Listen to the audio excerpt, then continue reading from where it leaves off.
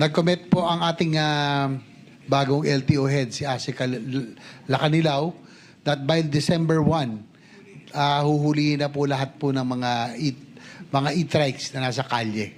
Yung December 1 nating hulihan ay sa National Highway, yung mga main highway. Pero yung mga nasa secondary road, kung ang inyong EV ay tumakbo kayo sa secondary road, i-inform kayo. Hindi kagaya ng hulihan sa National Highway, i-inform kayo na bawal na yan. Pero sabi ni Bicol Saro Party List Representative Terry Ridon na miyembro ng House Committee on Transportation, ang nakasaad sa batas na dapat iparehistro sa Transportation Department, mga ahensya nito at mga lokal na pamahalaan ay mga for hire o namamasadang light electric vehicle o LEV. Pareho ito sa requirement sa ibang pampublikong sasakyan tulad ng tricycle. Hindi anya dapat isama riyan ang mga LEV tulad ng e-bike o e-trike na pribado naman ang eksklusibong gamit. Exempted anya ito sa pagpaparehistro ayon sa Electric Vehicle Industry Development Act o EVIDA Law.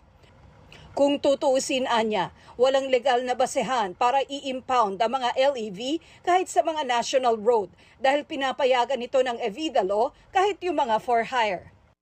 Sinasabi rin anya sa batas na dapat ay gawa ng hiwalay na lane ang mga LEV o paggamitin ang mga ito ng bike lanes. Dagdag pa ni Ridon, malaking tulong ang mga e-bike at e-trike sa mga pamilyang nagtitipid ng pamasahe.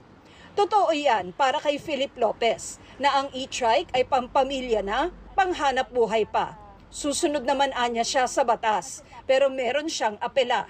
Sana mapagbigyan pa na na mapagbigyan maka-drive pa sa highway.